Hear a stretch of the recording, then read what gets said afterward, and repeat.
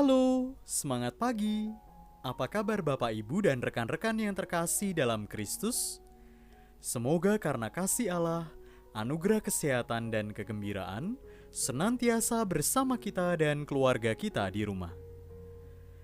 Bapak Ibu, rekan-rekan dan saudara-saudari yang terkasih dalam Kristus, Bulan Kitab Suci Nasional 2022 mengangkat tema Allah Sumber Harapan Hidup Baru. Pandemi COVID-19 telah mengubah banyak hal dalam hidup kita. Namun secara perlahan, kita mulai berdamai dengan keadaan ini. Ada banyak hal yang berubah, dan hidup kita pun berubah.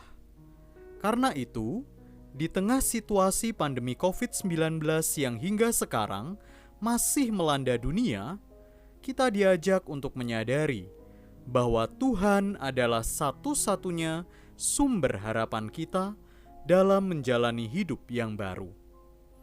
Pada pertemuan pertama ini, kita akan mendalami subtema Allah Sumber Harapan untuk menangkis mentalitas keagamaan palsu. Kita diajak untuk melihat kembali praktik hidup keagamaan kita selama masa pandemi ini. Di tengah segala perubahan yang terjadi, termasuk dalam pelaksanaan kegiatan keagamaan, apakah kita cukup setia dalam menghidupi iman kita? Apakah kita tetap sungguh-sungguh mencari Tuhan dan mencintai sesama kita? Mari kita masuk ke dalam keheningan untuk memulai pendalaman kitab suci kita kali ini. Dalam nama Bapa dan Putra dan Roh Kudus. Amin. Tuhan beserta kita, sekarang dan selama-lamanya. Saudara-saudari, Bapak, Ibu, dan rekan-rekan yang terkasih dalam Kristus, dalam pertemuan pertama ini kita diajak untuk mendalami dan merenungkan perikop dari kitab Amos, bab 5, ayat 4 sampai dengan 6. Gagasan utama dari perikop ini adalah permintaan agar orang Israel mencari Tuhan. Menemukan Tuhan merupakan jaminan untuk memperoleh kehidupan. Dengan mendalami dan merenungkan perikop ini, kita diharapkan untuk terus-menerus mencari Tuhan dalam hidup kita, terutama di tengah situasi pandemi sekarang ini. Marilah kita berdoa. Allah yang Maha Kuasa dan Kekal, kami berterima kasih karena Engkau menyelenggarakan kehidupan kami dan tetap memelihara kami hingga saat ini di tengah pandemi yang berkepanjangan. Kami yakin bahwa Engkau berjalan bersama kami dan menuntun hidup kami agar kami tetap teguh dalam iman kepadamu. Semoga hati kami semakin terbuka dan senantiasa mendengarkan sabdamu yang menjadi pedoman hidup kami. Engkaulah harapan kami satu-satunya yang senantiasa mengarahkan kami dalam situasi yang kurang menguntungkan ini. Demi Kristus Tuhan dan pengantara kami yang hidup dan berkuasa bersama Dikau dalam persekutuan dengan Roh Kudus, Allah sepanjang segala masa. Amin. Bapak, Ibu, rekan-rekan, dan saudara-saudari yang terkasih dalam Kristus, marilah kita mendengarkan dan membaca bersama perikop kitab Amos, bab 5, ayat 4 sampai dengan 6. Sebab beginilah firman Tuhan kepada kaum Israel, carilah aku, maka kamu akan hidup. Janganlah kamu mencari Betel, janganlah pergi ke Gilgal, dan janganlah menyeberang ke Beersheba, sebab Gilgal pasti masuk ke dalam pembuangan, dan Betel akan lenyap. Carilah Tuhan, maka kamu akan hidup, supaya jangan ia memasuki keturunan Yusuf bagaikan api, yang memakannya habis, dengan tidak ada yang memadamkan bagi Betel. Demikianlah sabda Tuhan. Syukur kepada Allah. Silahkan Bapak, Ibu, rekan-rekan, dan saudara-saudari membaca kembali secara pribadi perikop kitab Amos bab 5 ayat 4 sampai dengan 6 tersebut. Saya akan membantu Bapak Ibu memahami teks tersebut melalui 3 buah pertanyaan yang akan saya sampaikan. Apa yang diminta Tuhan dari kaum Israel supaya mereka hidup?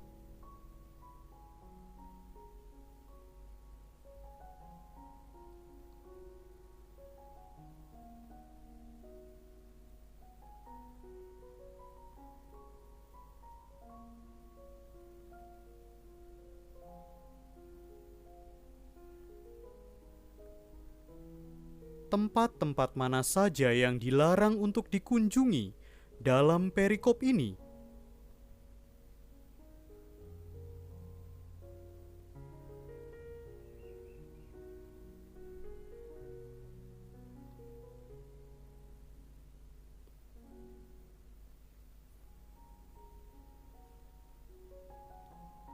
Dengan apa Betel akan dilenyapkan?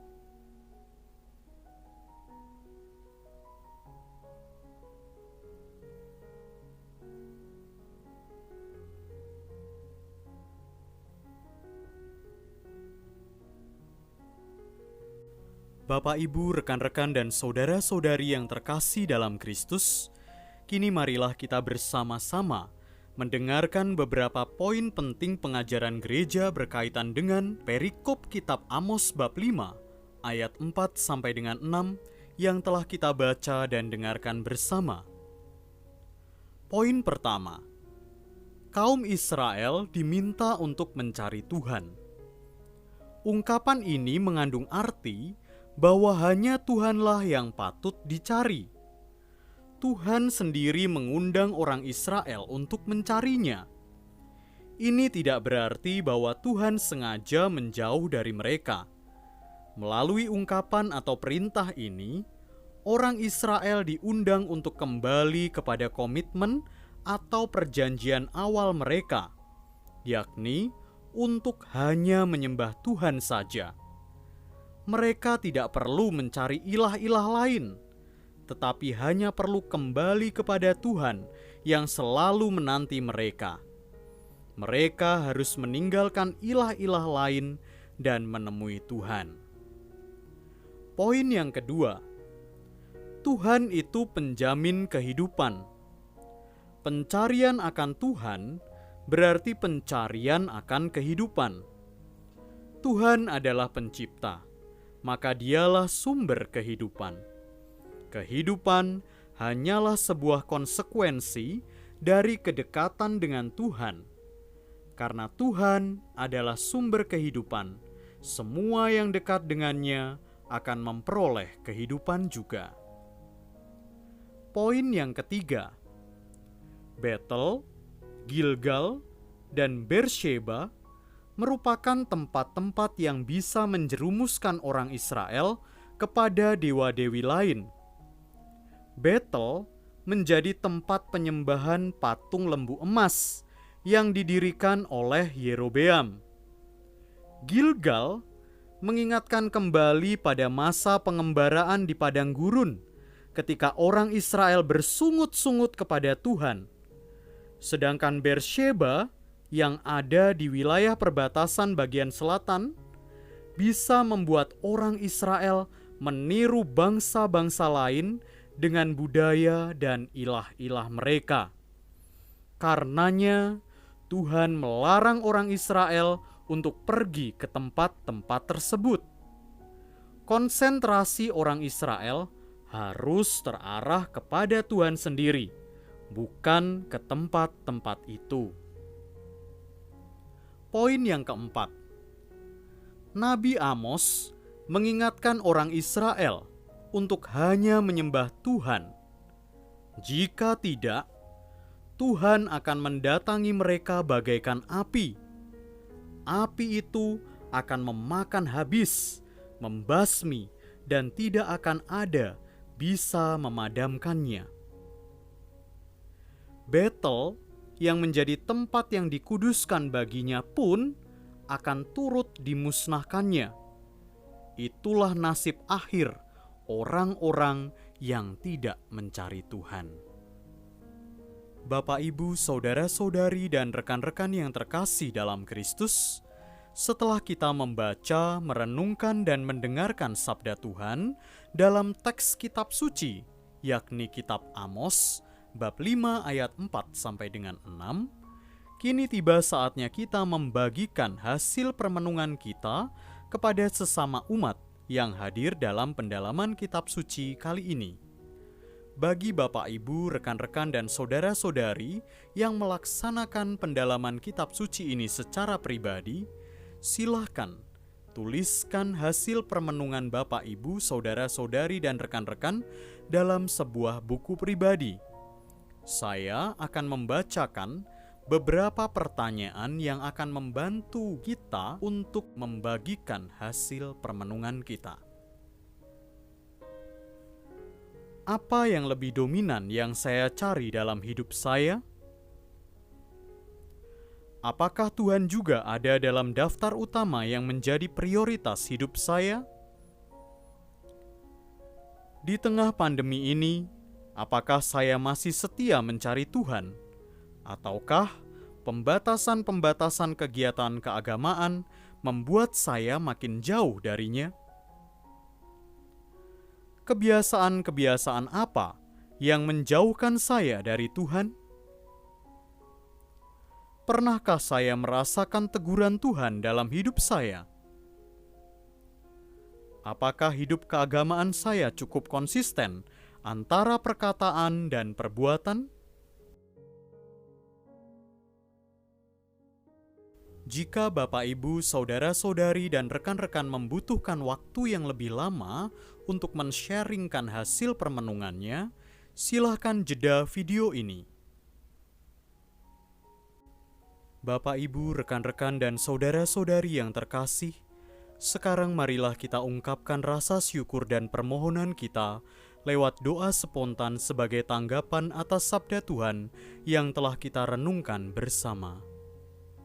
Bagi seluruh gereja Kristus, lindungilah seluruh gereja Kristus yang masih bersiarah di dunia ini, agar selalu saling mendukung dalam satu iman, serta memiliki pengharapan penuh kepadamu. Marilah kita mohon. Kabulkanlah doa kami ya Tuhan. Bagi seluruh keluarga, semoga kami dapat meneladani keluarga Kudus Nazaret dan mengamalkan hidup kami dengan semaksimal mungkin, agar kami dapat menjadi pelopor karya keselamatan-Mu bagi sesama kami di dunia ini. Marilah kita mohon. Kabulkanlah doa kami ya Tuhan. Bagi seluruh umat Allah, semoga kami dapat menangkis praktik hidup keagamaan palsu dan penuh semangat kembali mengikuti perayaan Ekaristi Kudus secara langsung bersama dengan seluruh umat Allah di gereja. Marilah kita mohon. Kabulkanlah doa kami ya Tuhan. Bagi intensi kita masing-masing.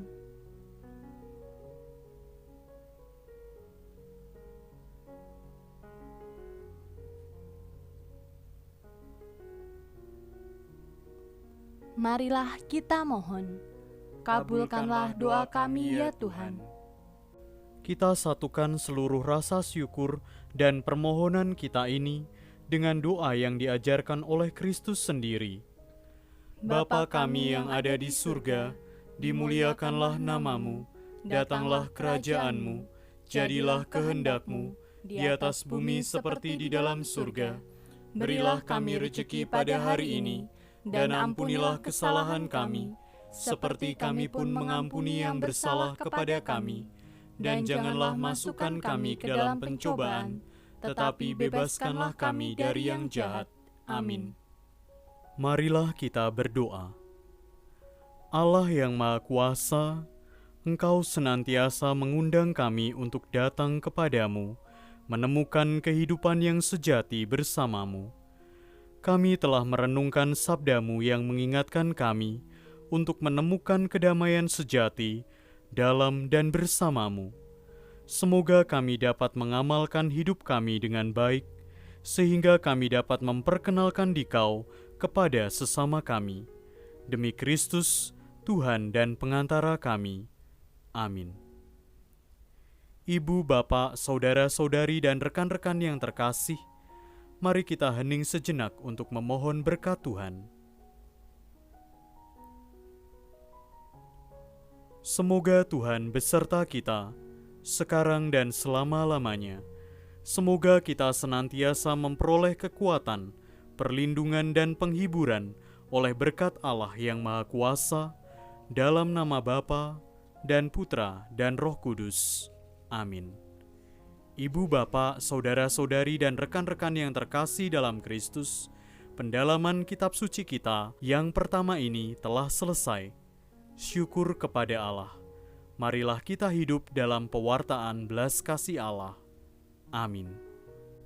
Terima kasih atas partisipasi Bapak, Ibu, rekan-rekan, dan saudara-saudari dalam pertemuan pertama BKSN 2022 ini.